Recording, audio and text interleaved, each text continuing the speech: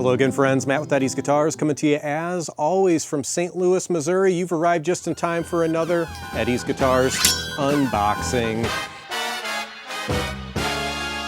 Folks, we've got a very exciting guitar to unbox today. This is an incredibly limited guitar from our friends, as you might see, at Martin Guitar, all the way from Nazareth, Pennsylvania.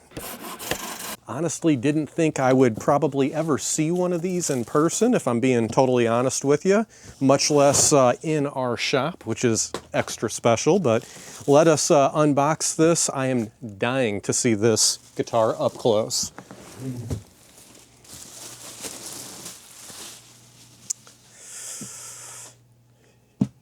See a guitar housed in a TKL Voyager case. I am not upset about that at all. I've got to say, these TKL Voyager cases are rapidly becoming a highly preferred case around here. We've had some really good results from the folks at TKL with these lovely cases, so we will dig into this enthusiastically.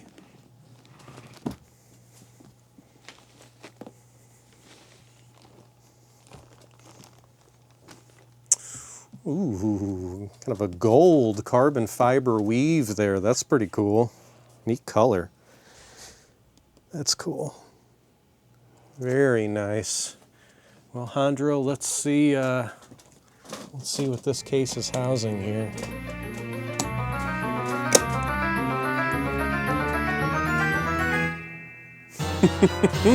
Yeah. Okie dokie. Folks, we are looking at the Martin D-300, one of only 30 ever produced by Martin. This is a celebration of the 3 millionth guitar made by Martin Guitars. This is sort of a slightly more accessible version of the D-3 millionth. But wow. A showpiece, to be sure, a lot to take in.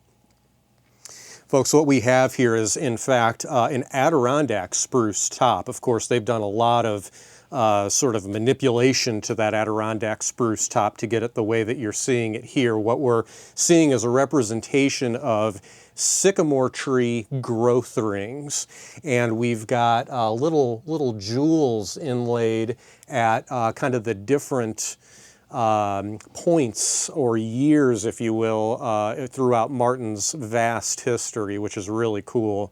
Neat kind of representation on the face of the guitar. You can see an inlaid pickguard here, or what represents a pickguard, with the Nazareth, Pennsylvania. This is actually a kind of a topographic map of Nazareth, Pennsylvania, and you've got the areas where the Martin factories either are or were once located, years and years ago, of course. But otherwise, just a tremendously intricate amount of inlay on this guitar. I mean, around the purfling of the guitar here, we've got a really supremely cool carved bridge here, almost a pyramid, but with that belly bottom on it as well, with some inlay work accenting those little triangular pyramid portions there. Also, all of the inlay work within the rosette itself, which seems to kind of tie in right into the fingerboard of the guitar. Hondro, I'm going to pull this out if we can real quick, so you can get a little up-close work on her here. A little bit of weight to that guitar, but yeah, you can see just how polished even the face of the fingerboard is, almost a glossy kind of a finish to it, really achieving a great depth with all of that inlay work. Kind of sycamore tree leaves and branches going up there. Very powerful headstock as well, with some super intricate inlay work, especially in the Martin logo itself. Very cool. Let's see what we've got on the sides and back. Let's focus on the sides first here. We've got some cool kind of branches here coming off of the heel of the guitar here on the actual sides. Of course, it's kind of a 45 style otherwise, with all of the inlay on the sides. Quite a tail wedge, for sure. Very impressive. And a shocking back. Absolutely shocking back. Brazilian rosewood, as you can imagine, with just a huge amount of inlay work throughout that entire back there, the large sycamore tree there.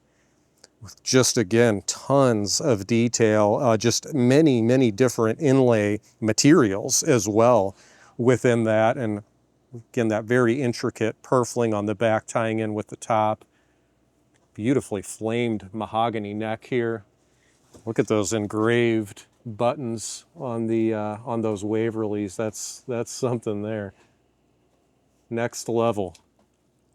Folks, as I said, there are only 30 of this particular model produced, so we will very likely never see one again. We are very anxious to take a listen to what such a guitar sounds like. Let's take a listen now.